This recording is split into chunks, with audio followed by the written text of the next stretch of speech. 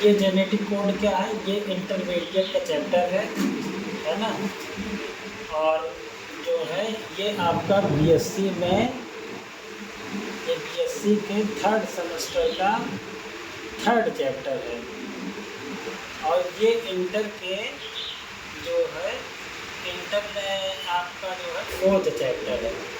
और ये एसएससी के लिए भी इम्पोर्टेंट है ना। 3 जगह ये जो है काम आता है, इसलिए जो है जेनेटिक कोड आज हम बहुत पढ़ेंगे। और ये पूछता इंटर का तो बहुत फेमस क्वेश्चन है जेनेटिक कोड, तो इस कारण जो है हम इसको पढ़ेंगे क्या होता है। तो जेनेटिक कोड पढ़ने से पहले हम लोग डीएनए पढ़ेंगे, मतलब डीएनए के बारे में जानेंगे क्या है डीएनए। तो सबसे पहले डीएनए बात कर लूँ, डीएनए में क्या होता है। डीएनए नाम तो सुने होंगे। डीएनए जैसे मैं बताता हूँ, कोई बीमारी है ना, तो बीमारी है, उसके फादर को बीमारी है, ठीक है, और या मदर को बीमारी है, और फिर उसके जो है सन को ये हो जाता है बीमारी। फादर से सन में हुआ, ये सन को ना होकर उसके सन को हो जाएगा, है ना। तो कहने का मतलब है कि यहाँ से डायरेक्ट जो है ये पीढ़ी दर पीढ़ी जो बीमारी चलती रहती, या कोई गुण चलता रहेगा, या कोई नेचर चलता रहेगा, कोई भी चीज़ पीढ़ी दर पीढ़ी चलती रहेगी। वो क्यों चलती रहती है, कोई बीमारी हो गया, सफ़ेद दाग हो गया कह लो, या फिर एक बुद्धिमान का लड़का भी माइंडेड होता है, वो भी जेनेटिक चलता रहता है ना। या फिर देखो वहाँ पे साउथ अफ्रीका में या वेस्ट इंडीज़ में काले हैं, तो उनके संतानें भी वैसे रंग की होती जाएंगी। तो कहने का यहाँ मेरा मतलब है, कोई चीज़ ऐसा है जो पीढ़ी दर पीढ़ी चलता रहता है। और पीढ़ी दर पीढ़ी चलने का मतलब है वहाँ पे क्या चीज़ है वो, अब वही है आपका जो है डीएनए, है ना।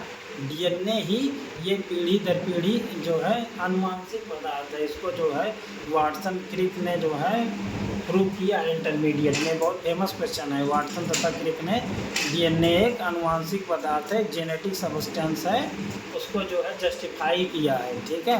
कैसे है उसका पूरा प्रोसेस बहुत आता है।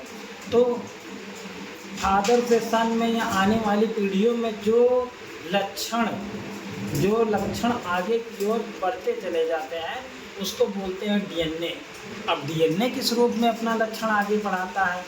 डीएनए आगे अगर मान लो सफ़ेद दाग है, तो वो ये पक्का है उसके ख़ानदान में आगे चल के किसी न किसी को हो सकता है, 90% चांसेस हैं। हो सकता है उसके नाती में हो, पर पोते में हो, लेकिन होगा जरूर। क्यों? क्योंकि उसके डीएनए में आनुवांशिक दाग, मतलब उसके है सफ़ेद दाग है। और दूसरी बात ये है, इसीलिए देखो ब्राह्मणों में अलग अलग गोत्र में शादी कराई जाती है, ताकि जो डीएनए उनका बदल जाए।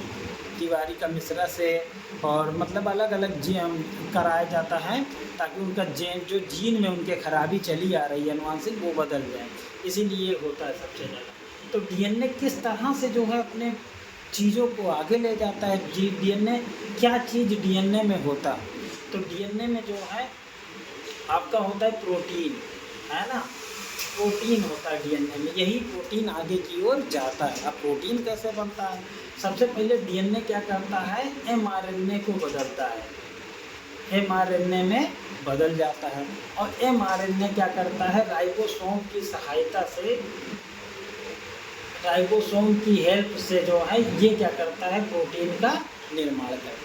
सबसे पहले डीएनए कैसे चलता है, पीढ़ी दर पीढ़ी, फादर से सन में, सन से और आगे की ओर कैसे चलता है, डीएनए प्रोटीन में बदल जाता है। और प्रोटीन जो है कैसे बनता, डीएनए क्या करता है, प्रोटीन के द्वारा ही, डीएनए प्रोटीन है जो पीढ़ी दर पीढ़ी चलता है। और ये जो है एमआरएनए से, डीएनए एमआरएनए में बदलता है, एमआरएनए राइबोसोम की सहायता से फिर से प्रोटीन का निर्माण करता है, प्रोटीन बनाता है, और यही प्रोटीन आगे पीढ़ी दर पीढ़ी चलता रहता है ना।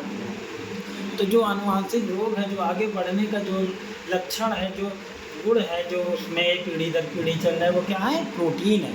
और प्रोटीन कैसे बनता है, एमआरएनए और राइबोसोम से, ठीक। और राइबोसोम क्या होता है, अब देखो इसमें एमआरएनए, राइबोसोम तो आगे बताऊंगा, एमआरएनए आज जो है डिस्क्राइब करता हूँ, क्योंकि जेनेटिक कोड है और इसी पे एमआरएनए पे ही जो कोड होते हैं उसी को जेनेटिक कोड कहते हैं। जो डीएनए क्या करता है, एमआरएनए पे कुछ विशेष कोडों को करता है ताकि प्रोटीन की इन्फॉर्मेशन बन सके, कौन सा प्रोटीन कहाँ पे बना है, ये जो होता है जेनेटिक कोड के द्वारा जो है जस्टिफाई होता है, ठीक। तो डीएनए ने आरएनए एमआरएनए पर जो है एक कोड, विशेष कोड बनाता है जिसके द्वारा प्रोटीन सिंथेसिस होता है, प्रोटीन का पता चलता है कौन सा प्रोटीन कहाँ जुड़ा है, उस कोडों को ही जेनेटिक कोड कहते हैं सीधी भाषा में। ठीक है, अब इसको जो है एक्सप्लेन करेंगे। तो सबसे पहले डीएनए की बात कर लें तो डीएनए आपकी double slit, double helix structure होता है। ये 3' to 5' होता है ना, 3' to 5' और 5' to 3' होता है। ठीक, अब यहाँ पे जो है डीएनए में 4 नाइट्रोजन बेस होते हैं, एडेनिन, थायमिन और ग्वानिन, साइटोसिन। 4 नाइट्रोजन बेस होते हैं। ठीक, नाइट्रोजन बेस और पेप्टाइड के ये पार्ट्स होते हैं, पॉलीपेप्टाइड जो चेन बनती है उसके डीएनए क्या है, पॉलीपेप्टाइड चेन की एक सीरीज है, ये पॉलीपेप्टाइड चेन है। ठीक, उसी का एक नाइट्रोजन बेस होता है, यहीं जाके ये डीएनए है। मैं इसको केमिस्ट्री में आगे चल के जो है बताऊँगा। तो यहाँ पर जो है डीएनए ये adenine, cytosine, adenine, thymine, cytosine, guanine. ठीक, ये चारों हैं यहाँ पे। अब ये बारी बारी से यहाँ पर जो है जुड़ जाएंगे और हाइड्रोजन बॉन्ड से जुड़ता है। एडेनिन क्या करता है, 2 बॉन्ड से थायमिन से जुड़ता है और ग्वानिन जो है ये आपके ट्रिपल बॉन्ड से साइटोसिन से जुड़ता है। ठीक, और ये इसमें हाइड्रोजन बॉन्ड होते हैं। तो यहाँ पे आप कोई भी स्ट्रक्चर लिख लेंगे, एडेनिन, थायमिन, ग्वानिन, साइटोसिन, और फिर guanine, cytosine, adenine, thymine, guanine, cytosine. ये हमने जो है एक कोई भी कोड में, कोई भी क्रम में हम जो है इसको लिख लेंगे। और फिर उसके बाद इसका जो है कॉम्प्लीमेंट लिखेंगे। ए का उल्टा क्या होता है, टी होता है यहाँ पे। ठीक, डबल बॉन्ड से जुड़ेगा। टी का उल्टा ए। ठीक है, जी का सी, सी का जी, जी का सी, सी का जी, और फिर ऐसे ही हम लोग टी ए सी जी। और यहाँ पे ये ट्रिपल बॉन्ड और यहाँ पर ट्रिपल बॉन्ड, डबल बॉन्ड, ये ट्रिपल, ऐसे ही जाके जुड़ता है। ठीक, ये हो गया डीएनए अपना। अब डीएनए क्या करता है, यहाँ से ये जो है डीएनए यहाँ से ट्रांसक्रिप्शन करता है। ट्रांसक्रिप्शन 4 नंबर चैप्टर है और जो है बीएससी में 2nd नंबर चैप्टर है, 2nd है ना, ये 2nd है, सॉरी यहाँ पे 2nd चैप्टर है और यहाँ पे 4th चैप्टर है। ठीक, ट्रांसक्रिप्शन। तो यहाँ पे ट्रांसक्रिप्शन होता है। इस प्रोसेस को कहते हैं, इस प्रोसेस को ट्रांसक्रिप्शन बोलते हैं। ठीक है, ट्रांसक्रिप्शन मतलब क्या होता है कि जब डीएनए से एमआरएनए, यही चेन ऐसे ही एक श्रृंखला बन जाती है। यहाँ पे ये डबल हेलिक्स होता है, जो एमआरएनए बनता है ये जो है ये सिंगल स्लिट होता है। और यहाँ पे अगर ये है और इसका नाइट्रोजन बेस ये होता है, इसका जो है नाइट्रोजन बेस एडेनिन, थायमिन के जगह यूरेसिल होता है, ग्वानिन, साइटोसिन ये होता है, यूरेसिल यहाँ पे होता है। तो यहाँ पे यूरेसिल हुआ।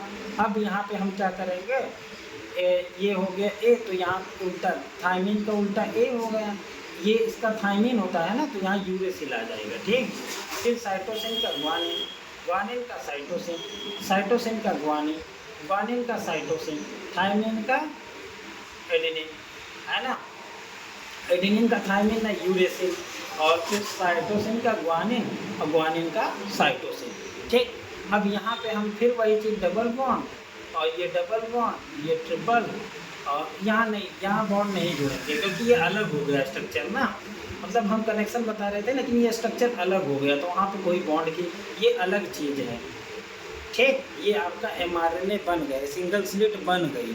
ठीक है, तो अब हम क्या कहेंगे कि जो है एमआरएनए बन गया, तो एमआरएनए के ऊपर जो ये कोड है, ये कोड है, यही कहलाते हैं जेनेटिक कोड। ये क्या करते हैं, जो एमिनो एसिड होती है उसको क्या करते हैं, एमिनो एसिड को जस्टिफाई करते हैं कि भैया कौन सा आएगा, है ना। तो यही क्या करता है, एमआरएनए क्या बनाता है, प्रोटीन, राइबोसोम की सहायता से राइबोसोम जुड़ जाएगा और फिर प्रोटीन का निर्माण हो जाएगा, प्रोटीन सिंथेसिस हो जाएगा।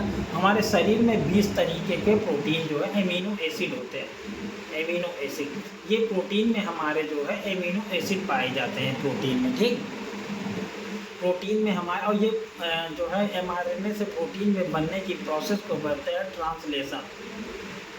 ट्रांसलेशन ये नेक्स्ट चैप्टर है ना। तो ट्रांसलेशन होता है, तो यहाँ पर डीएनए से एमआरएनए के बनने को जो है, ये डीएनए हो गया, डीएनए से एमआरएनए बनने को जो है बोलते हैं ट्रांसक्रिप्शन, और एमआरएनए से प्रोटीन को बनने को बोलते हैं ट्रांसलेशन। ठीक, और उसके बाद हमारे शरीर में प्रोटीन बन गया। अब यही अनुवांशिक लक्षण है, यही जेनेटिक जो है नेचर आगे रिप्रेजेंट करेगा। ठीक, तो यहाँ पे 20 एमिनो एसिड हमारे शरीर में होते हैं। अब 20 एमिनो एसिड चाहिए तो हमारे पास तो यहाँ पे 4 है ना, एडेनिन थायमिन। अगर हम एक एक पे एक एमिनो एसिड एक जो है, एक आपका नाइट्रोजन बेस एक एमिनो एसिड से जुड़ता है, तो अगर 4 नाइट्रोजन बेस जो है जुड़ते हैं यहाँ पे, तो 4 हो गए 16 बच जाएंगे ना। तो इसीलिए अगर 4 का बनता है कोड, 4 का सेट बनता है, तो 4 है बना, यहाँ पे 16 बच गया कि नहीं एमिनो एसिड, और सब एमिनो एसिड 20 होने चाहिए इसी पे। अगर मान लो 2-2 का सेट बनाते हैं तो कितना बनेगा, 4 की पावर 2 बराबर 16, तब भी 4 बच गया, हमें 20 चाहिए ना। तो इसीलिए यहाँ पर जो है 3-3 का सेट बनाते हैं, तो 4 की पावर 3 बराबर ये हो जाएगा 64। इसीलिए अब देखो 64 हमारे पास कोड हो गए, 3-3 के 64 सेट बनेंगे, ये प्रोबेबिलिटी है ना, मैथ है। तो यहाँ पे 3-3 के सेट यहाँ पे बनेंगे, और यही 3-3 के सेट 64 सेट 20 अमीनो एसिड को क्या करेंगे, बैठाएंगे, बताएंगे कहाँ बैठना है तुमको। ठीक, और यही जो 3-3 का सेट जो बन रहा है, इसी को बोलते हैं जेनेटिक कोड। ठीक, क्लियर हो गया ना। तो जेनेटिक कोड क्या है, एक लाइन में हम बोल सकते हैं